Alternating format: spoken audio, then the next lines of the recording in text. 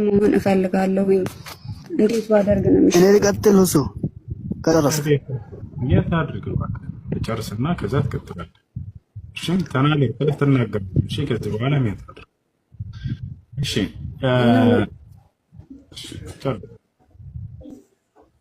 ላውራ እና እሱ በውስጥ መስመር እንኳን ብታናገረኝ በጣም ብዙ ማናገረ ነገር አለ በህይወቴ ዙሪያ ማለት ነው ያለውን ነገር። የኔ ፍላጎት እውነቱን ስነግርህ ሙስሊም ሆኜ መኖር ነው። ነገር ግን ቤተሰቤን ሳላስከፋ እንዴት ያንን ነገር ማድረግ እችላለሁ? ልመልስልሽ ሰው መስለም ፈልገው ነገር ግን ቤተሰቦቼ ይቀየሙ አልሰማም።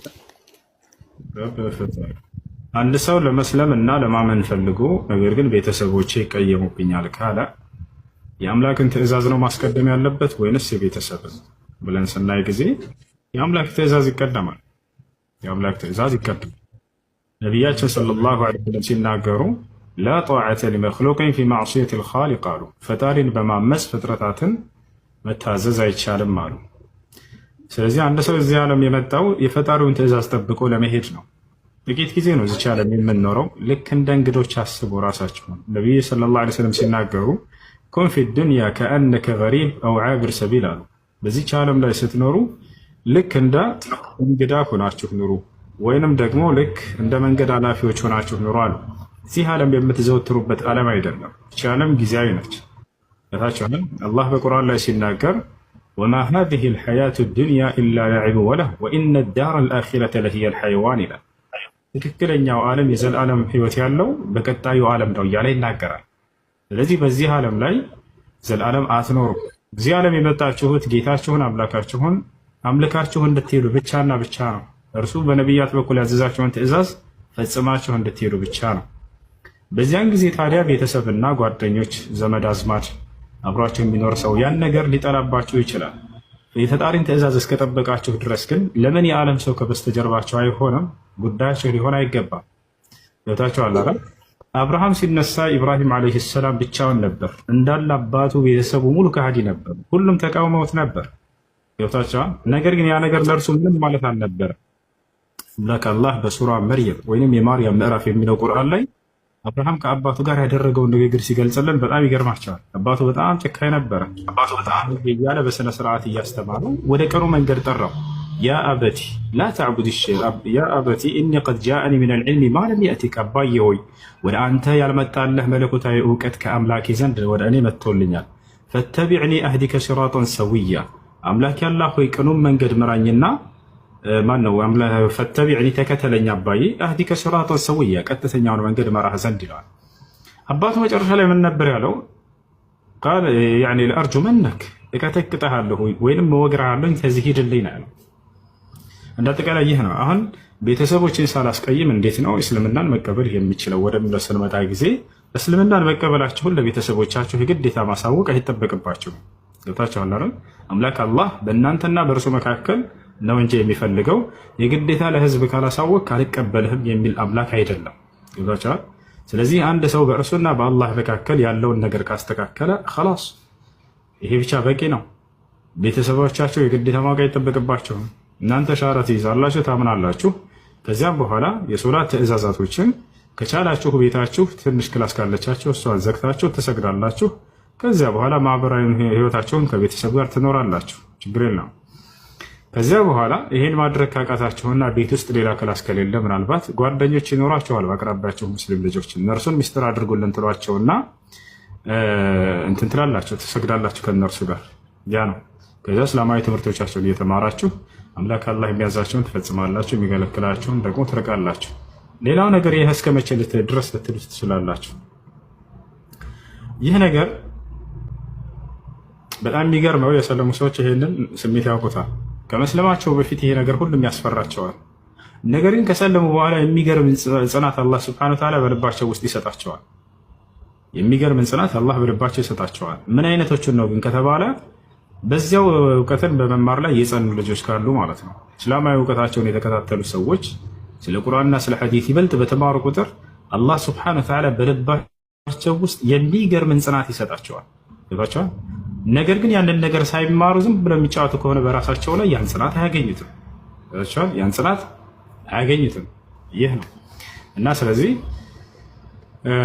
ይሄን ማድረግ ትችያለሽ ማለት ነው። አምላክ አላህ ሱብሓነሁ ወተዓላ በአንቺና በእርሱ መካከል ነው እንጂ ለህዝብ ካላሳወቅሽ እኔነትሽን አልቀበልም የሚል አምላክ አይደለም። አምናችሁ አምልኳችሁን በድብቅ እየሰራችሁ ሲመቻችላችሁ ጊዜ ደግሞ የዛኔ በገሃድ ወጣችሁ ታመልካላችሁ እርሱን ማለት ነው። ይሄን ይመስላል። እሺ ቃል ሰላም፣ እንዴት ነሽ? እና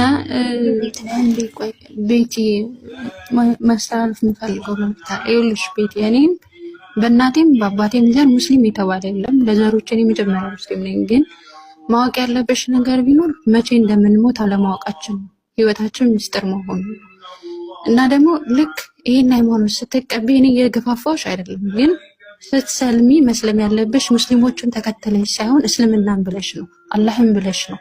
አላህን መጠጊያሽ አድርገሽ ስትሰልሚ ደግሞ ከየት መጣ የማትይው ጽናት፣ ከየት መጣ የማትይው ጥንካሬ ልብሽ ላይ ይመጣል። እኔ መጀመሪያ ላይ በጣም ነበር የምፈራው። ሂጃብ ለብሼ እንዴት ነው ቤተሰቦቼ ፊት የምቆመው እላለሁ። ግን ይሄንን ነገር ደግሞ ለልብሽ ጥንካሬ የሚሰጠው ሰዎች አይደሉም፣ አላህ ነው የሚሰጥሽ። አላህ ነው የሚያደርግልሽ እነዚህ ነገሮች፣ አላህ ነው ሽፋን የሚያደርግልሽ።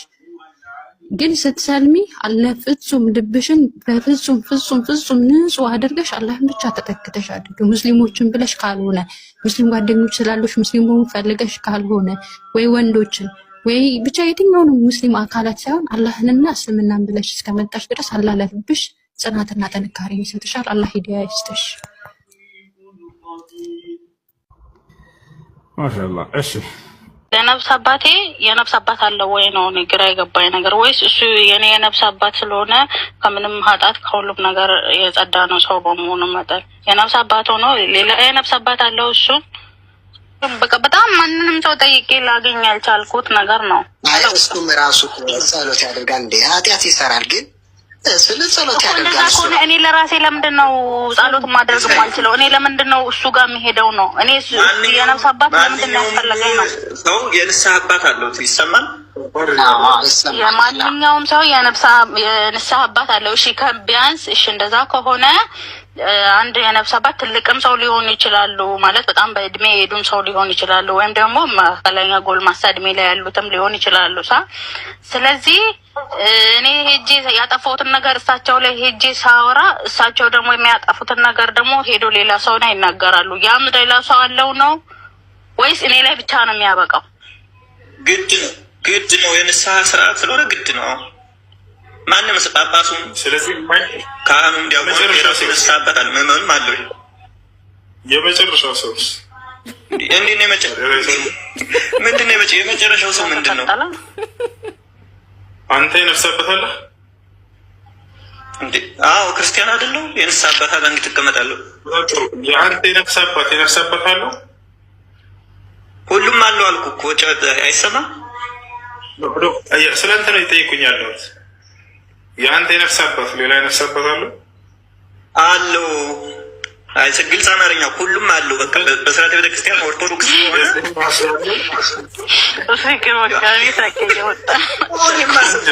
መጨረሻው የት ነው? መጨረሻው ነገር አይመስልም እኮ። እንደዛ ከሆነ እኮ የኔ አባቴ አለ፣ አያቴ አለ፣ የአያቴ አያት አለ፣ ቅማቴ ቅምቅማቴ፣ ያ ሁሉም እርስ በርስ የነፍስ አባት አስተሳሰብ እንደው አስተሳሰባችሁ ትንሽ ከፍ አስተሳሰብ አይደለም። ይሄ ግልጽና አጭር የሆነ ጥያቄ እኮ ነው። ኢስላም በዚህ ጉዳይ አራጆች ናቸው። ቆይ አናርድህም፣ አብሽር። እሺ ቡኻሪ ስንት ነው ያልከው? አፈ በረከት 304 ነው። ስላላገኛችሁኝ ነው። 304 ነው ያልከው። ለምን አናርድህም? አብሽር። የሰው ልጅ እንደ ከብት ታርዳላችሁ። ተው፣ ጥሩ አይደለም። ምን? እሺ ነቢያችን ሰለላሁ ዐለይሂ ወሰለም ያ ማዕሸረ ኒሳ ተሰደቅና ፈኢኒ ረአይቱኩነ አክሰረ አህሊ ናር ቁልና ወቢማ ያ ረሱለላህ ቃል ቱክፊርነ አልለዕነ ወተክፉርነ አልዓሽር። እዚህ ጋር ነው ሐዲሱ ያለው። አንደኛ ይሄ ነው። ስለዚህ አብዛኛዎቹ የእሳት ሊሆኑ የቻሉበት ምክንያት የሁለቱ እንደሆነ ገለጸው ነቢያችን ሰለላሁ ዐለይሂ ወሰለም። ከዚያ ሌላ ሀሳብ እየቀጠሉ ነው። አሁን አንተ ለምንድን ነው ብዙዎቹ የእሳት ሊሆኑ የቻሉበት ምክንያት ያልከውን አሁን መልስ አንዴ ስጠን፣ መልስ ስጠን። አራጆች ናችሁ አይደላችሁም? ይሄን መልስ ስጡ። አይደለንም። ኢየሱስ ክርስቶስ ነው በእኔ የማያምኑትን እረዷቸው ያለው። ማስረጃ አሳየን፣ አሳየኝ። ያው ላሳይ ናቸው። ያው መጽሐፍ ቅዱስ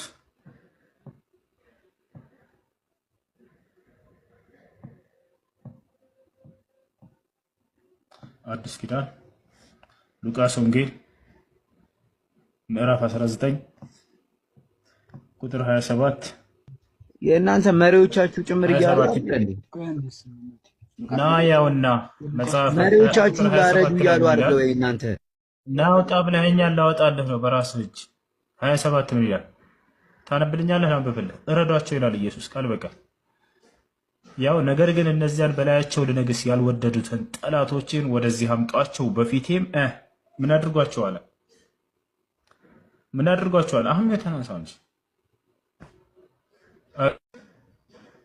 ወለካሎ አሎ፣ በጌታ ስም አሎ።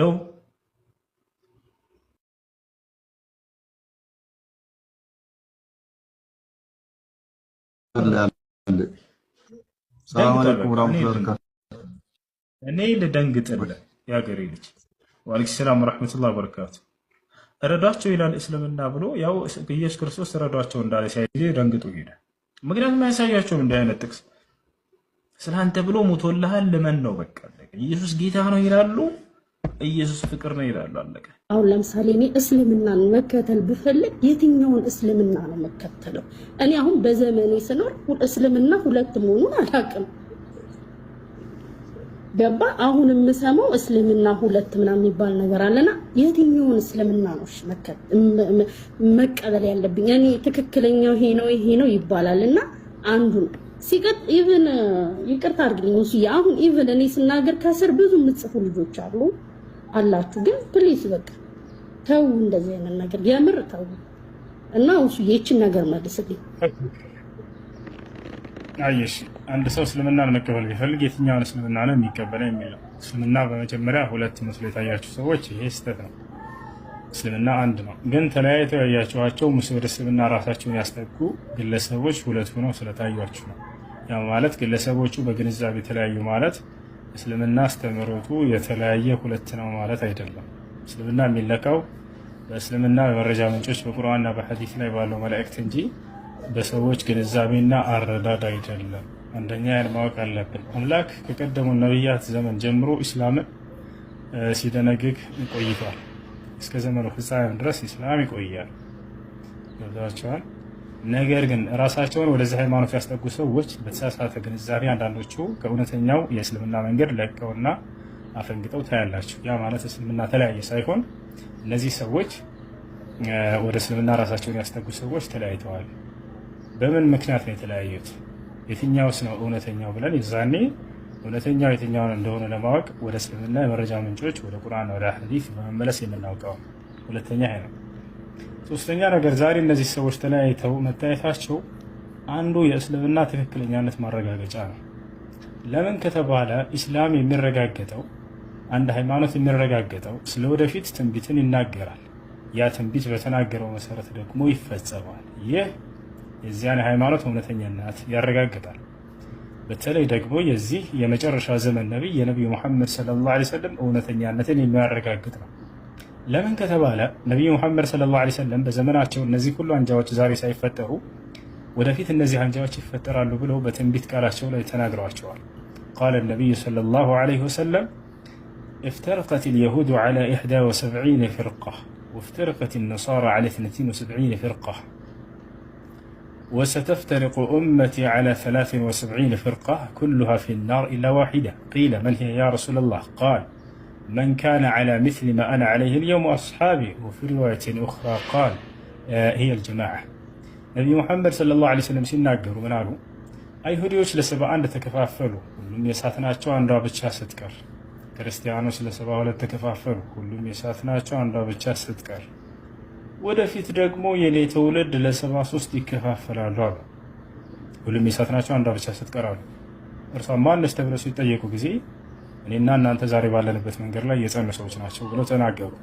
አያችሁ፣ ከዚህ ምን እንረዳለን? ለጥያቄው መልስ ዛሬ ተለያይተው ማየታችን እነዚህን ነቢይ ሰለላሁ ዐለይሂ ወሰለም ቀድሞ የተናገሩት ነገር ነውና አንድ ነቢይ ስለወደፊት ተናግሮ ያ የተናገረው ትክክል ተፈጽሞ መታየቱ የነቢይነቱ ማረጋገጫ ነው። ትንቢት ይባላል አይደል?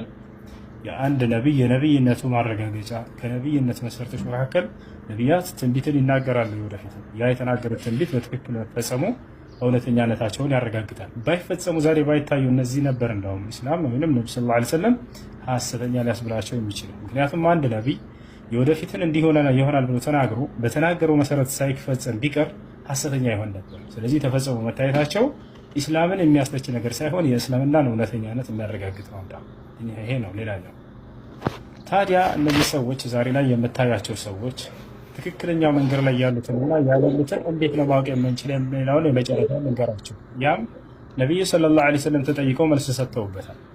ታዲያ የትኞቹ ናቸው ከ73ቱ የሚድኑት አንቱ የአላህ መልእክተኛ ሲባሉ ጊዜ መን ካነ ዐላ ሚስሊ ማ አነ ዐለይሂ አልየውም ወአስሓቢ አሉ። ልክ ዛሬ እኔና ባልደረቦቼ ባለንበት መንገድ ላይ ያሉ ናቸው ብለው ተናገሩ። ማለት هم الذين استقاموا على كتاب الله وعلى سنة رسوله صلى الله عليه وسلم وعلى ما كان عليه أصحاب رسول الله صلى الله عليه وسلم قرآننا حديث لا بتجلزونا ያን ቁርአንና ሐዲስ የነብዩ ሰለላሁ ዐለይሂ ወሰለም ዘመን ሰሃቦች፣ ታቢዒዎች፣ ተትባዑ ታቢዒን፣ ሰለፎች ብለን የምንጠራቸው እነርሱ በተገነዘቡበት ግንዛቤ ላይ ያሉ ናቸው። ታዲያ በቁርአንና በሐዲስ ላይ የአላህን ባህሪያቶች በተመለከተ ያ ነው ምናልባት እንትን ውዝግብ የፈጠረብሽ ሁለት ሌላኛ መስሎ ታዩት። እነዚያ ቁርአንና ሐዲስ ላይ የመጣውን የሚያጸድቁና አይ በቀጥታ አንቀበልም የሚሉ ሰዎች አሉ። ታዲያ እውነተኛ የትኛው ነው ከተባለ አምላክ ስለራሱ የተናገረውን አምኖ መቀበል ላይ ያሉ ሰዎች ናቸው። ያንንም ሲቀበሉ ጊዜ አው ይቅርታ ሁሱዬ እኔ ነገርኩ እኮ እኔ ማለት ከሙስሊም ጋር ያደኩት ኢቭን ቤቴ ውስጥም ነገርኩ ከሙስሊም ወንድም አለኝ ገብቷል። ግን እኔ እስልምና ሁለት አላውቀውም አልኩ እኮ። ግን አሁን ሰሞኑን ነው ያው ይሄ ነገር እያየህ ነው አንተ ሲራገብ ሳይ ነው ይሄን ነገር ማለት የጠየቅኩ መርዝሽን ረጨሽ ላላችሁኝ ሰዎች ከስር ማለት ነው። እኔ ይሄ መርዝነት ምናምን ማለት መጠየቅ ኃጢአት ነው እንዴ? እሱዬ ወንድሜ ታቸው እነሱ አሁን እየነገርኩህ አይ ማወቅ ነው እኮ ነው። አሁን ትክክለኛውን መንገድ በቃ የትኛውን ነው መከተል ያለብኝ እስልምናን ከፈለኩ እንዴ? መጀመሪያ እኮ መርምሩ ይላል። ምን ሆናችሁ ነው? ታቸው እነሱ አዳምሽ አሁንኛውም እሺ አምላክ ማወቅ የምንችለው ነቢያቶች በተናገሩት ልክና ልክ ብቻ ነው። ከነቢያት ውጭ አምላክን የሚያውቅ ማንም የለም። ይወታችኋል። ነቢዩላህ ዒሳ ወይንም ኢየሱስ ክርስቶስ መጽሐፋችሁም ላይ እርሱ እኔ አውቃለሁኝና እኔም ገለጽኩላቸው ስለ አንተንም ተቀበሉ እያለ ይናገራል። ስለ አንዱ አምላክ ሊያውቅ የሚችለው ነቢያቶች ናቸው። ነቢያቶች የተናገሩትን አምነው መቀበል ግድ ይላል። ስትቀበሉ ግን ስለ ነቢያት ስለ አምላክ የተናገሩትን አንደኛ ፈጣሪን ከፍጡር ጋር አታመሳስሉትም። ገብታችኋል አይደል? ለምሳሌ አዳምን በእጆቼ ሰራሁት ይላል። በእጆቼ ሰራሁት አለ። ኦኬ እጅ እንዳለው ታመናችሁ እዛው ቃሉ ላይ እጆቼ ብሎ ስለተናገረ። ግን የፍጡር ጋር የተመሳሰለው በምንድን ነው ከተባለ በስም ነው የተመሳሰለው። ገብታችኋል? የፈጣሪን እጅ ከፍጡር እጅ ጋር በፍጹም የምታመሳስሉት ነገር አይደለም። ነገር ግን አይ በእጆቼ የሚለውን አልቀበልም ነቢያቶች የተናገሩትን ካላችሁ በነቢያት መንገድ ላይ አይደላችሁም። በነቢያት መንገድ ላይ አይደላችሁም። ገብታችኋል? ከፍጡር ጋር ለመመሳሰሉ መስፈርቱ ምንድን ነው ከተባለ إذا قال الرجل مثلا يده سبحانه وتعالى كيدي هذا الذي وقع في التجسيم كفطر ጋር የሚመሳሰለው መቼ ነው? የፈጣሪ እጅ ከኔ እጅ ጋር ተመሳሳይ ነው ባልክ ጊዜ የዛኔ አዎ ፈጣሪን ከፍጡር ጋር አመሳስለዋልና በፍጹም አንተ ካዲ ነህ። እርሱ ፍጥረታትን አይመስልም። ነገር ግን يده سبحانه وتعالى ليست كيد المخلوقين የእርሱ የፈጣሪ እጅ ልክ እንደ ፍጥረታት እጅ አይደለም ብሎ ያመነ ሰው በፍጹም ይሄ በትክክለኛ መንገድ ላይ ነው እንጂ ያለው ከፈጣሪ ጋር ፍጥረታትን አመሳስለሃል ተብሎ አይታሰብም። ገባሽ አይደለ? ግን እነዚህ ሰዎች አህባሾችም ሆነው ሌሎች ተከታዮቻቸው ምን ይላሉ? እጅ የሚለው ስሙ ራሱ ስለተመሳሰለ ከፈጣሪ ጋር እጅ ብለን አንቀበልም። እጅ ካልክ የግዴታ ተጅሲም ላይ መጣህ ይላሉ። ላ ይሄን ያለው ማን? ከፍጥረታት ጋር ተሽቢህ ላይ ወደቃቸው ነው። የተሽቢህ መስፈርቱ ምንድን ነው? ተሽቢህ هو الذي يقول يده سبحانه وتعالى كيدي ورجله سبحانه وتعالى كرجلي وسمعه سبحانه وتعالى كسمعي وعينه سبحانه وتعالى كعيني የአምላክ አይንና የእኔ አይን አንድ አይነት ነው ተመሳሳይ ነው ካለ ሰውየው ያለምን ጥርጥር ይሄ ከፍሯል። ፈጣሪን በፍጡር ስለገለጸ ፈጣሪን ከፍጡር ጋር ስላመሳሰለ ነገር ግን ፈጣሪ የራሱ የሆነ መለኮታዊ የሆነ ረቂቅ የሆነ ከፍጥረታት ጋር አይመሳሰልም ያለን ሰው ገር ላይ ነው ያለው። ሌላኛው ነብያቶች በገለጹላቸው ልክ ብቻ ነው ስለ አምላክ የምትይዙት። ነብያቶች አልገለጹትንስ በራሳቸው ተፈላስፋችሁ መናገር በአምላክ ላይ ይሄ ክህደት ነው። ይሄ ክህደት ነው። ገብታችሁ አለ ነብያቶች በተናገሩት ልክ ትቆማላችሁ። ወቁፍ حيث وقف القوم እነሱ በቆሙበት መንገድ ላይ ትቆማለህ። በቃ ያንተ ኬላ ነው ያ የመጨረሻ ነው። ያንን ወሰን አልፈህ ነብያቶች ያልገለጹልህን ስለ አምላክ በራስህ የምትገልጽ ከሆነ ከሃዲ ነው የምትሆነው። ገብታችሁ አይደል? የተገለጸውንም ደግሞ ከፍጥረታት ጋር እንዳታመሳሰል።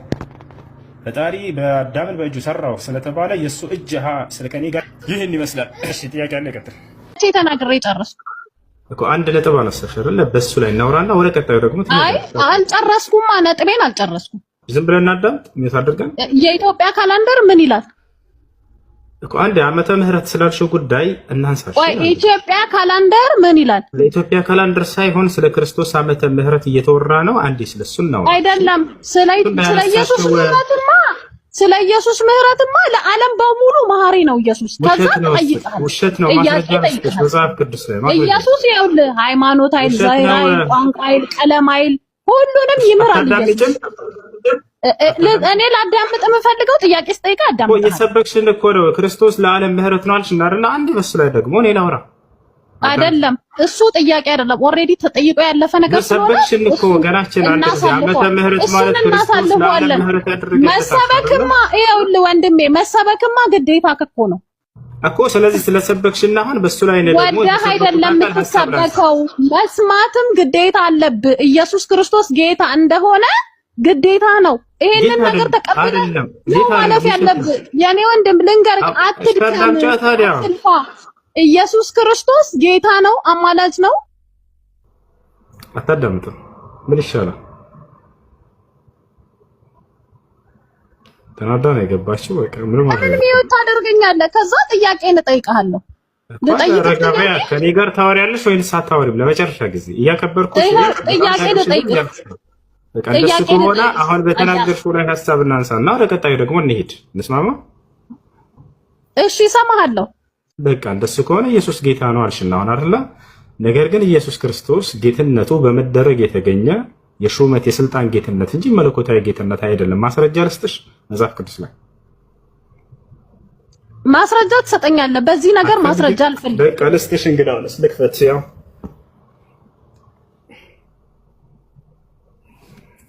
ናይ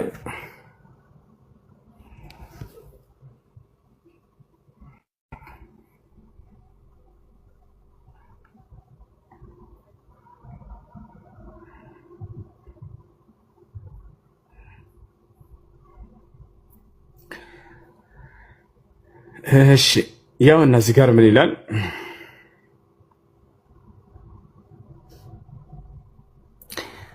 እዚህ ጋር ምን ይላል አለ እንግዲህ ይህን እናንተ የሰቀላችሁትን ኢየሱስን እግዚአብሔር ጌታም ክርስቶስም እንዳደረገው የእስራኤል ወገን ሁሉ በእርግጥ ይወቅ ይላል። እግዚአብሔር ኢየሱስን ጌታ እንዳደረገው ይላል። ኢየሱስ ጌታ ተደርጎ ነው። ማን ያደረገው? እግዚአብሔር ነው ያደረገው። ስለዚህ ጌትነቱ በመደረግ የተገኘ ጌትነት እንጂ ሌላ አይደለም። አይሻ አይደለም በመደረግ የተገኘ ጌትነት እግዚአብሔር ኢየሱስን ጌታ እንዳደረገው ለማን ነው ያለው? ለእስራኤል እኮ በጣም አሪፍ አየክ። የእስራኤል ሕዝብ ኢየሱስ ክርስቶስን ስላልተቀበለ ይኸውልህ ሹመቱ እሱ ከእግዚአብሔር ዘንድ የመጣ ነው። እሱ እግዚአብሔር ነው። ጌታ ያደረገው እግዚአብሔር ነው።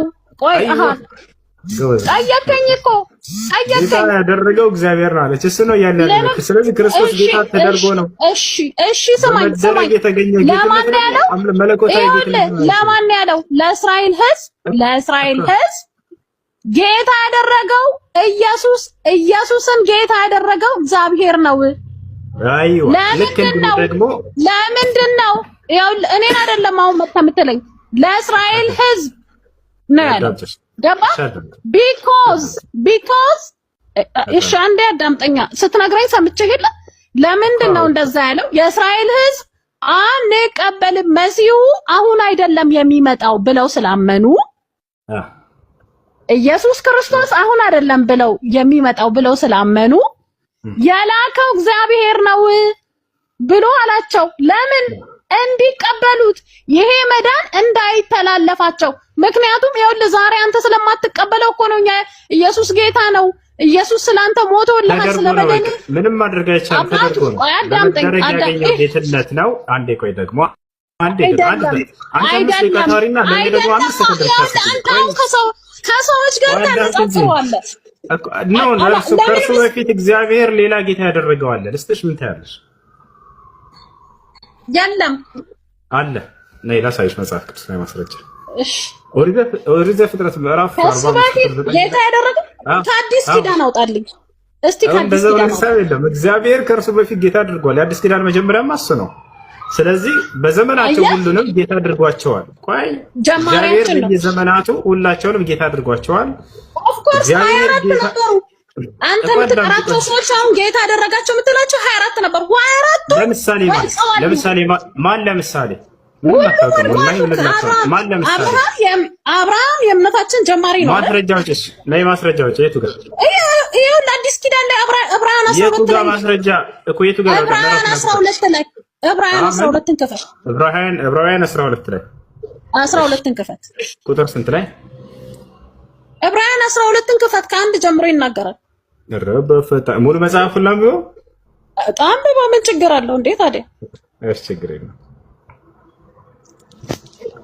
ዕብራውያን 12 እንግዲህ እነዚህን የሚያህሉ ምስክሮች እንደ ደመና በዙሪያችን ካሉልን እኛ ደግሞ ሸክምን ሁሉ ቆይ ይቅርታ አንድ ጊዜ እንግዲህ እነዚህን የሚያክሉ ምስክሮች በዙሪያ ካሉልን ይላል። እነማን እንደሆኑ ነው ካል 24ቱ ብለህ የምትጠራቸው ነቢያቶቹን ነው። ማን እንደሱ ብሎ 24 ነቢያት የሚባል ነገር አለ እንዴ? ቀጥል ከዛ ታገኘዋለህ። ቀጥል 24 የሚባል ነብይ ያለ መጽሐፍ ቅዱስ ላይ አባ ቀጥል። እያነበብክ አልነበርክ? ቀጥል ነው በሰጠሽን ትርጓሜ ላይ ማስረጃ አስጨነ እንጂ የቱ ጋር ነው 24 ነቢያት የሚለው መጽሐፍ ቅዱስ? ስትቀጥል ታገኘዋለህ። ቀጥል። እኛ ደግሞ ሸክምን ሁሉ ቶሎም የሚከበንን ኃጢአትን አስወግደን የእምነታችን ራስና ፍጻሜ ኢየሱስ ክርስቶስን ተመለከትን። በፊታችን ያለውን ሆልዶን ይቅርታ ምን ይላል? ስለምን ነው ጌላክሽን ይሰግድ ወይልሽ የአብርሃምን ጌትነት እኮ ማስረጃ ተሰጭን ነው። እሺ ምን ይላል? የእምነታችን ጅማሬ እና ፍጻሜ በፈጣሪ የአብርሃምን ጌትነት ተሳይል ነው አይደል? እዚህ የመጣሽው የቱ ጋር ነው? ሙሉ መጽሐፉን ላንብብና እየተረጎምሽ ይሰግድ። አሁን የጀመርከውን ጨርስ። ሙሉ መጽሐፉን ላንብበው። ማስረጃ አልከኝ አይደል? ማስረጃ ሰጠው። በቃ ነይ በቃ። ስለምንድን ነው ማስረጃ የተጠየቅሽው? መጽሐፉን አንብብልን እኮ እያለሽ ነው። አንብብልኝ። ቆይ ማስረጃ ብለኛል። ዕብራውያን 12ን አንብብ። ነሽ አንብቢና ተርጉሚልኝ። ለምን አነባለሁ? አንተ አንብበው። መጽሐፍሽ ነው አንብቢ። እንደምን ነው አንተ አንብበው። የጀመርከውን ታረዳ አንተ አንብበው። እኔም አንብቢ ስትለኝ አነብልሃለሁ። አንተ በጣም ጥሩ። እሺ የጠየኩት ማስረጃ ምንድን ነው? ጌታ አድርጓቸው ነበር አልክ። የቱ ጋር ላንብብ? እሱን የሚናገረው ጥቅስ የቱ ነው? ይሄው ዕብራውያን ይሄው ከአንድ ጀምሮ እንግዲህ እነዚህ የሚያህሉ ምስክሮች እንደ ደመና በዙሪያችን ካሉን አለ። እሺ ይሄው አባቱ እሺ አንዴ ላንብብልህ። በቃ አላነብም አልከ? ላንብብልህ። ዝም ብለህ አዳምጥ። አይሽ እንግዲህ እነዚህ የሚያህሉ ምስክሮች እንደ ደመና በዙሪያችን ካሉ እኛ ደግሞ ሸክምን ሁሉ ቶሎም የሚከበንን ኃጢአትን አስወግዶ የእምነታችንን ራስ ፈጻሚ ኢየሱስን ተመልክተን በፊታችን ያለውን ሩጫ በትዕግስት እንሩጥ። እርሱ ነውር ንቆ በፊቱ ስላለው ደስታን በመሰቀል ታግሶ በእግዚአብሔር ዙፋን ተቀምጧል። ማን? ኢየሱስ። አየክ? በእግዚአብሔር ዙፋን የተቀመጠ ማንም የለም። ስለምንድን ነው እያወራሻለሽው እንዴ? ስለ ኢየሱስ ክርስቶስ ጌትነት ነው። በእግዚአብሔር ዙፋን የተቀመጠ ሌላ እንደሌለ የእግዚአብሔር ቃል ይናገራል። እሺ ጌታ ተደርጎ ነው አንስተን እኮ ፋይል ዘጋን። ክርስቶስ ጌታ ተደርጎ ሌላ አምላክ አየክ? ሌላ የተቀመጠ በእግዚአብሔር ዙፋን ላይ የለም። ማን የተቀመጠ ከእግዚአብሔር ዙፋን የሚል ጥያቄ አለ። ማንም የለም። ቅድም እኮ ለእስራኤል ሕዝብ እግዚአብሔር የላከው እግዚአብሔር አምላክ ያደረገው አልከኝ አይደለ? በእግዚአብሔር ዙፋን ላይ የተቀመጠ ከኢየሱስ ውጪ ማንም የለም። ዙፋን ላይ የተቀመጠ እሺ፣ አዳምጪ ተወያየውልሽ። ኢየሱስ ክርስቶስ ጌትነቱ በመደረግ የተገኘ እንዳታጠፋው፣ የአሁኑን ቃል እንዳታጠፋው። የስልጣን ጌትነት ነው። ከኢየሱስ ክርስቶስ በፊት ደግሞ እግዚአብሔር በርካታ በእግዚአብሔር ዙፋን ላይ የተቀመጠው ማን ነው? በእግዚአብሔር ዙፋን ላይ የተቀመጠው በእግዚአብሔር ዙፋን ላይ የተቀመጠው ኢየሱስ ክርስቶስ። እሺ አሳየንሽ፣ ችግር የለውም። ይሄው ዕብራውያን ይሄው ከአንድ ጀምሮ አንብበው እኮ አልኩ። በእግዚአብሔር ዙፋን ላይ የተቀመጠ ነው ኢየሱስ፣ ሰው አይደለም። አንተ የምታነጻጽረው አይነት ሰው አይደለም ነው። ይሄው ከመጀመሪያው ዓለማቶችን የፈጠረ ጌታ ነው ኢየሱስ። ኢየሱስ ዓለማቶችን የፈጠረ ጌታ ነው። እሺ ኢየሱስ ሃይማኖተኛ አይደለም፣ ሃይማኖተኛ አይደለም። አንተ የምታውቀው አይደለም። እሺ ረጋ በይ። ያው ይሄን ጥቅስ አንብቢው ምን ይላል? አላነበውም። አንብብ አንተ አውጥተህ ከሌለ ለሱም መልሳለኝ። አንብበው አንተ። እግዚአብሔር ኢየሱስን ጌታ አደረገው ይላል። በመደረግ የተገኘ ጌትነት ነው። እሺ ለማን ያደረገው? ጌታ ተደርጎ ነው። ለማን? አየህ እኔ ዛሬ ተደርጎ ነው አይደል? ጸሐፊው ሐዋርያ ሥራ ነው ጻፈው። መለኮታዊ ባህሪ በመደረግ ይገኛል ወይስ አይገኝም? ይሄ ሱፐር ናቹራል ሂዝ ኖት ስጋ የለበሰ ሰው ብቻ አይደለም። ኢየሱስ ሱፐር ናቹራል ነው። ኃይሉን ሊቋቋም የሚችል ፍጥረት የለም። ይኸውልህ እኔ እየሰበኩህ እኮ ነው። ዛሬ ለአንተ እየነገርኩህ ነው። ያኛው ጸሐፊው ቆይ ይኸውልህ፣ እሺ ንገረኝ እኮ አዳምጪ። ኢየሱስ ክርስቶስ ጌትነትን በመደረግ ያገኘው ጌትነት ነው። እርሱ ደግሞ አይደለም አልኩት። አይደለም ተደረገ ማለት ትርጉሙ ምንድን ነው? አይደለም ለምን እንደዛ እንደጻፈልህ ልንገርካ፣ ላስረዳክ ለምን እንደዛ እንደጻፈልህ ለምን እንደዛ እንደተጻፈ ሳይሆን አዳምጪ፣ ረጋ በይ። አደረገው ማለት አድራጊ አለ፣ ተደራጊ አለ። የተደረገ ነገር አለ። ማን ነው ኢየሱስ ክርስቶስን ጌታ ያደረገው? እግዚአብሔር። ታዲያስ እግዚአብሔር ከኢየሱስ ክርስቶስ ለማን ነው የተባለው? ረጋ በይ እንጂ ለማን ነው የተባለው? ለማን ነው የተባለው? አዳምጪ፣ ረጋ በይ። ለማን ነው የተባለው? ኢየሱስ ክርስቶስን ጌታ ከማድረጉ በፊት እግዚአብሔር ሌሎችን ጌታ አድርጓል አላደረገም? ለማን ነው? አላደረገም። አድርጓል። ማስረጃ ላሳይሽ ነይ። ቆይ አንድ ነገር እንዳታልፍ፣ ይሄንን ሳንጨርስ እንዳታልፍ፣ ወደ ሌላ እንዳታልፍ። ቆይ ላሳይሽ ነው። እግዚአብሔር ከኢየሱስ በፊት ጌታ አላደረገም ማለች። ጉድ ተመልከቱ። ወላሂ መጽሐፋቸው ነው። ለእስራኤል ልጆች አልከኝ እኮ ለእስራኤል ልጆች አይደለም። ላይ ተመልከች፣ እዚህ ጋር ቁጥር 9 ምን ይላል? ኦሪት አልመለከትም። ለምን አትመለከች? አትሄድም። ዕብራውያን ላይ ተመለስ፣ ሐዋርያት ሥራ ላይ ተመለስ። አያችሁ አይደለ? ከእርሱ በፊት ጌታ እንዳደረገ እግዚአብሔር ማየት አትፈልግም። ሐዋርያት ሥራ ላይ ተመለስ። እሺ ሐዋርያት ሥራ ላይ አዳምጪ። አላነብልህም። መጀመሪያ ከጀመርነው ነው የምንነሳው። ከጀመርነው ቦታ አታረብሽ እንጂ ቀስ በይ። አታንብብልኝ። አነባዋለሁኝ። አታንብብልኝ። ጤነኛ አይደለሽም እንዴ? ኢየሱስ ክርስቶስን እግዚአብሔር ጌታ ከማድረጉ በፊት ሌሎችን ጌታ አድርጓል። ሌሎችን ጌታ አድርጓል። አላደረገም ካልሽ እኔ አደረገ ካልኩ ደግሞ ቆይ ረጋ በይ። አትረብሺ እና እግዚአብሔር ከክርስቶስ በፊት ጌታ እንዳደረገ ኑ ተመልከቱ። ማስረጃ ክርስቲያኖች፣ ወላሂ ላዚም አሁንም ፈጥናችሁ ወደ አባቴ ሚውት አድርጊ። ጌታ ያደረገውን አላይም እያለች ነው። ከክርስቶስ በፊት ጌታ ያደረገውን እግዚአብሔር አያቸው አይደለ? አላይም እያለች ኑ። በቃ ታች ነሽ፣ አዳምጪ። በደንብ ተማሪ። ምዕራፉን በደንብ ያዥና በራስሽ ሂጂ። ኦሪት ዘፍጥረት ምዕራፍ አለቀ። በቃ 3 ጌቶች ናቸው ይላል። ውረዳ ወደ ታች እንወዳለን። ግን መጀመሪያ ስንት አምላክ ናቸው? ስንት ጌቶች ናቸው? ወይኔ ጉዴ! አንተ ለነሱ ብቻ ይዛ ተንቀሳቀስ።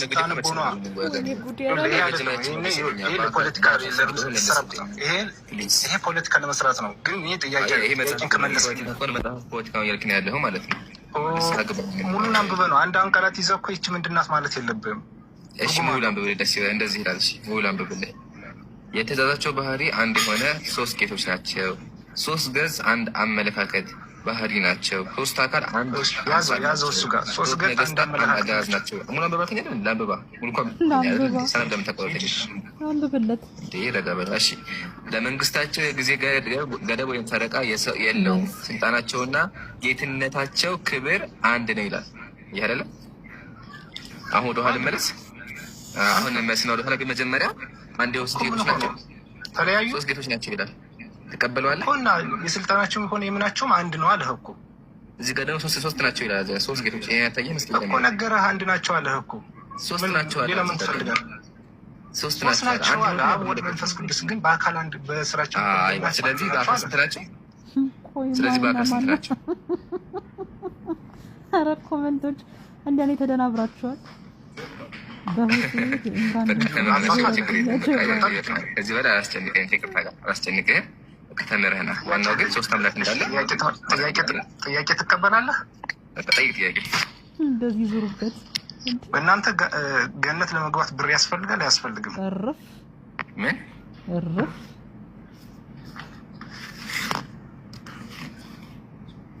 በእናንተ እምነት ገነት ለመግባት ብር ያስፈልጋል አያስፈልግም? አያስፈልግም። ግዴታ አይደለም። አንድ ሰው ብር ከሌለው ገነት አትገባም የሚባል ነገር የለም። ብር ግን ያስፈልጋል። አይ እንደዛ የለም። ላስረዳህ ካሰው የሚሆነው በእስልምና አንድ ሰው ገነት ለመግባት መጀመሪያ እምነት የሚያስፈልገው ኢነ ለዚነ አመኑ ወአሚሉ ሷሊሓት ይላል። እነዚህ አመኑ መልካምን የሚሰሩ ይላል። ስለዚህ መጀመሪያ አንድ ሰው ጀነት ለመግባት ማመን አለበት። ግን ደግሞ ካመነ በኋላ መልካም ስራ መስራት አለበት። ምሳሌ አንድ ሀብታም ካለ የሀብታም ገንዘብ መስጠት አለበት፣ ለድሃዎች ማብላት አለበት። አያህ ግዴታ አድርጎበታል። ስለዚህ ማድረግ አለበት ካለው ገንዘብ ላይ በየአመቱ ዘካ ማውጣት፣ እንዲሁም ደግሞ በቻለው አቅም ድሃዎችን ማብላት አለበት፣ ሰደቃ መስጠት አለበት። እንዲሁም ደግሞ ድሃ ከሆነ መሰበር አለበት። ከሰበረ አጅር አለው። ሀብታም ደግሞ እንደዚሁ ሀብታም ሆኖ ገንዘብ ከሰጠ ጀነት ይገባል ማለት ወይም ደግሞ ትልቅ ደረጃ ያገኛል። ስለዚህ አው አንድ ሙስሊም ብር ካለው ለድሃዎች መስጠት አለበት፣ ግዴታ ነው። ግን ደግሞ ብር የለህምና ጀነት አጋኝ የሚባል ነገር የለም። ሲጀምር ነብዩ ሰለላሁ ዐለይሂ ወሰለም ሐዲስ ላይ ምን አሉ? የጀነቶች አብዛኞቹ ፉቃራዎች ናቸው፣ ድሃዎች ናቸው። ለምን? የሀብታሞች ሀብታም በሆነ ቁጥር ይኮራሉ፣ ብዙ ነገሮች ያጋጥመው ወይም ደግሞ ኪብሪያ የሚባል ነገር ይፈጠራል አይደለ? ስለዚህ በዚህ ምሳሌ ተቀመጠው ገነት ለመግባት ብር ያስፈልጋል ነው። አሁን ለምሳሌ ያሎች አበሉ የሌሎችስ የሌላቸውስ ምን ሊሆኑ ነው? ጥሩ ጥያቄ። ይሄ ጥያቄ ገርመሃል። ሰሃቦች በተለይ ጠየቁ። ምን አሉ? ያ ረሱላላህ ሰበቀና አልአግኒያ አሉ። የአላህ መልእክተኛ ሆይ ሀብታሞች እኮ በለጡን አሉ። ከዛ ነቢዩ ሰለላሁ ዐለይሂ ወሰለም ምን አሉ? አይደለም ሚት አድርገው አንዴ እንደም ከፈለገ ኢንሻአላህ ከፈለክ ሙሉ ሐዲስን አወጣልሃለሁ። ጀስት ሐሳቡን በቃ ይልንገር። ነብዩ ምን አሉ? አንተ ኡስታዞች አሉ በቪዲዮ አሁን ሚዝ ጋር ሊታይ ይችላል እንጂ በቪዲዮ አሁን ላሰማ ይችላል። ስለ ኡስታዝኛ ይመለከታል። ቪዲዮ ማለት አንተ ይዘና እሺ ቪዲዮ በግጀናል። አይ በድምጽ ነው ቪዲዮ ባይታይ ተመረኛ በኡስታዞች እኮ ምን ምንመራ ችግር የለም። አሁን ለመለስ ታረጋለህ ገነት ብር ይፈልጋል። ዝም ብለህ ያረጉት ጀነት ብትል የለም አንዳብር ብር አምጣና ጀነት ይሰጥ ብር ከሌለ ጀነት የለም። ማን ነው ይሄ? ሰላት ለመስገድ ብር ያስፈልጋል አያስፈልግም? እረፍ ያስፈልግም ያስፈልጋል። ብር ከሌለ ጀነት የለም። ወይ ሙሉን ያምጣ። ጀነት ብር ይፈልጋል። አዳምጣላ። አይ ሙሉ አሰማና ሙሉን ከመጀመሪያው ቆርጠዋል እኮ ሀቢቢ ሙሉ እዛ ማለት ነው። ብር ይፈልጋል። አንድ ሰው መንግስተ ሰማያት ለመግባት እንደ ህፃን ሆነ ገነት ለነገራ እኮ መጨረሻ እዛ ላይ የሚያዩ ስለ ሀብታሞች ነው። መጀመሪያ ሙሉ አሰማ። ለምን ትቆርጣለህ? ቪዲዮ ለምን ትቋርጣላችሁ? ሙሉ ቪዲዮ አምጥተህ አሰማ። ለዛ ላይ እያወሩ ያለው አንደኛ የመስጂድ ንየታ ነው። ብር ስጡ ለሀብታሞች ነው እየተናገሩ። ሀብታሞች ብር አውጡ። አዎ ቅድም እኮ ብያለሁ። አንድ ሀብታም ግዴታ መስጠት አለበት ብያለሁ። መጀመሪያ ሙሉ ቪዲዮ አምጣ እስኪ። ለምን ትቆርጣለህ? ሚስተር ቆራጭ ሙሉ ቪዲዮ አምጣ። ሚስተር ቆራጭ አሰማ። ሙሉ ቪዲዮ እየጠበኩ ነው። ሙሉን ያምጣ። ኧረ እየጠበቅን ነው። እባክህ ሙሉ ቪዲዮን ክፈትልን። ካልሆነ በቃ እየሸወድከን ነበር ማለት ነው። ቆራርጠው አይ ሙሉ ቪዲዮን ክፈትልን። እዛ መልሶ አለ። አንድ ሀሳብ ቆርጠህ እኮ አይደለም ለመቅረብ ያለብን። መልስ አይደለም የመልስ ምትስ አለልህ። እሺ ከፈለግ ሙሉ ቪዲዮ መክፈት ትችላለህ። ማነህ ትችላለህ? ሙሉ ቪዲዮ መክፈት ስማ አዳም እሱን ማሰማ ግቡ። አተቋጣ እሺ አተቋጣ ቀጥል።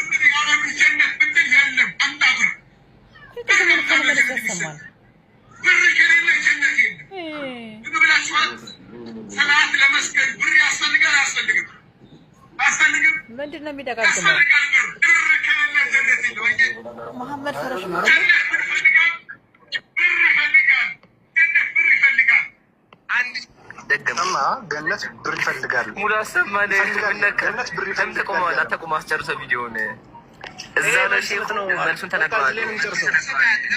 ኧረ ሙሉ ይሄ አይደለም ሙሉ ይሄማ ቆርጠው ተሸጠ እኮ ይሄ ማለት ነው። ይሄ ክርስቲያኖቹ ቆርጠው ሀሳቡን ከኮንቴክስት አውጥተው ለማጭበብ የሰሩት ነው። እሺ ወገኔ፣ አንተን ለመሸወድ ሸውደዋል። ስለዚህ ምን ታደርጋለህ? እባክህን የምችል ከሆነ ሙሉ ቪዲዮን ክፍት። ለምን እዛው መልሶ አለ። ሼኹ እያወራ ስለ ሀብታሞች ነው። ሀብታሞች ብር ስጡ መስጂድ ግንባታ ነው። እሺ ሀቢቢ ብር አውጡ። አንድ ሀብታም ከሆነ ግዴታ ለድሃዎች መስጠት አለበት። ካልሰጠ ይጠየቃል። አዎ ትክክል ነህ። ለምን አላህ ለእሱ ላይ ግዴታ ስላደረገበት። እንዲሁም ደግሞ ድሃ ከሆነ ደግሞ መታገስም አለበት። አየህ፣ ሀብታም ከሆነ ይሰጣል፣ ድሃ ደግሞ ከሆነ ይታገሳል። ስለዚህ መጀመሪያ ሙሉ ቪዲዮ ክፈት። ካልሆነ በቃ ምንም መልስ የለህም። ክርስቲያኖች ሸውደው አንተ እየሸወድክ ነው ያለው ማለት ነው። እያወራህ ያለው እኮ ስለ ሀብታም አይደለም። ገነት ብር ያስፈልጋል እያለ ነው እንጂ እኮ ሀብታም ብር ይሰጣል አላለ። ስለ ገነት ነው። ገነት ብር ያስፈልጋል ያለ። ከዚህ በል ምን ይፈልግ? እስቲ ሙሉ እንስማው ፍቀድና። ይሄ ቲክቶክ የፖስተው ራሷችሁ ናቸው ፖስተታችሁ። እኛ መቼም እዛ መስጊድ ውስጥ የለኝም በል። በቃ ሙሉ ቪዲዮ የለኝም በል። ያለውን ማስረዳው እኮ ስለ ገነት ነው። ሙሉ ቪዲዮ የለህም እንጂ ስለ ሀብት አልጠየኩም። ሙሉ ቪዲዮ የለህም አልጠየኩም። ሙሉ ቪዲዮ የለህም። ከሌለ ሙሉ ቪዲዮ ከሌለ የለኝም በለው። ሰምተኝ ነው። ሙሉ ቪዲዮ ከሌለ የለኝም በለው። ነገር ግን ከዚህ ብቻ ሳይሆን አያይዘው የሚያነሱት ቆይ ይኸውልህ፣ ይህንን ብቻ ሳይሆን አያይዘው የሚያነሱት ሌሎች ጉዳዮች ነበሩ። ያለ ኒካ የወለዷትን ልጃቸውን አባትየው ሚስት አድርገው ማግባት ይችላሉ። ከዛ ላይ ደግሞ ዲቃላ ያለ ኒካ የተወለደ ልጅ ገሃነም ነው የሚገባው። እሱ እናንተ ጋር ሌላ ነው። እንትን አያይም ብለው ያስተማሩበትም አለ ኡስታዞች። እሱን ተቀርባላችሁ። እሱም ውሸት ነው። እሺ እሱም ስህተት ነው። ድገምልህ፣ ስህተት ነው። እሺ ይሄም ስህተት ነው። ውሸትና ስህተት ነው። ኡስታዞች ምሳሌ ልንገርህ። ምሳሌ ሎጥ ዘፍጥረት የሚያደረገ ልጆቹን የገዛ ልጆቹን አስወረዳቸው። እሱ አለ። ትክክል፣ እውነት ነው፣ እቀበላለሁ አለ። ለመጽሐፍ ቅዱስ የመጽሐፍ ቅዱስ የሞቱ ናቸው። ተሻልክ ነብያት አታቋርጠኛ። ለምን ትችልብኛል? አንዴ ሀቢቢ አንዴ ረቀበል። እሺ እሱ አለ። በእስልምና ውሸት ነው ብያ፣ ግን እሱ ላይ እመጣልሃለሁ። ግን መጀመሪያ ከጎን ያለው ልጅ ሙሉ ቪዲዮ ክፈት። እችላለሁ ሙሉ ቪዲዮ መክፈት? ሙሉ ቪዲዮ መክፈት አልችልም፣ ምክንያቱም የደረሰኝ ነው እንዳሰማው። በቃ አሁን መለስ በቃ የፈለኩት ያመጣ ይመታል። ሪተሮቹ ቆይ ስራቸው ምንድነው ነው ጥያቄ? በቃ ሙሉ ቪዲዮ መክፈታችን አያችሁ አይደል? ጀማ ይሄ ነው እኮ በቃ ክርስቲያን መጥቶ እስልምናን ለማጥላት ሲሞክር የሚያደርጋቸው ነገሮች ምንድነው? አንደኛ ጉግል ያስተረጉማል፣ ያጭበረብራል። ሁለተኛ ቪዲዮ ፖለቲካ ሳሰራ ትክክለኛውን አስተምሮ አስወራኝ፣ እባክህን አስወራኝ። ስማኝ እንጂ እንደዛ አይደለም፣ ማጭበርበር እኮ አይደለም። ይሄን እሺ ምን የተናገርኩት እኔ ተናገርኩት። አታወሯቸው። እሺ አንዴ ስለዚህ ነገር ቪዲዮውን አውት ኦፍ ኮንቴክስት እየቆረጡ ለማጭበርበር ይሞክራሉ። አንደኛ እንደው ያመጣቸው ሼህ እንኳን እንደዛ ብሎ ከሆኑ እኮ እንደ ማስረጃ አይቀርቡም። ለምን እስልምና ቃል አላህና ቃል ረሱል ነው እንጂ እገሌ ያለ አይደለም። መሆን ያለበት ማስረጃ መቅረብ ያለበት ከቁርአንና ከሐዲስ ነው። አንደኛ እንደው በሀሳብ እንኳን ብለው እንኳን ቢሆን ግን ይገርምሃል፣ ሼኹ እያወራው ስለ መስጂድ ግንባታ ነው። አዎ ቅድም እኮ ብያለሁ። አንድ ሙስሊም ላይ ሀቅ አለ፣ ግዴታ አለበት። ግዴታው ምንድን ነው ከተባለ ሰደቃ፣ ዘካ ማለት ግዴታ አለበት። በቃ ይሄ በእስልምና ያለ ዋጅብ ነው። ከእስልምና 5ቱ መሰረቶች አንደኛው ምንድን ነው? ዘካ ነው። ዘካ ምንድን ነው? አንድ ሰው ካለው ገንዘብ ላይ ለድሃዎች የሚሰጠው ነው። አላህ በሱ ላይ ግዴታ አድርጎበታል። አዎ ስለዚህ ጀነት ይቅርታ ጠይቀኝ። የሚታገሃለን አቋርጠህ ይቅርታ የለም። እሺ ስለዚህ ሰደቃ መስጠት አለበት። አዎ አለበት። ካልሰጠስ ይጠየቃል። ጡቢቃሃ የውመል ቂያማ ይጠይቅበታል። ትክክል ነህ። ስለዚህ ወገናችን ሌላ ጊዜ ሲመጣ ለማጭበርበር አሞክር ብዬ ምክር እመክርሃለሁ። ለማንኛውም ለነበረን ቆይታ አመሰግናለሁ። ሌላ ጊዜ ግን ተማር። እሺ ከላይ ያለው ያገኘችው ላይ ሰላም ብያለሁ።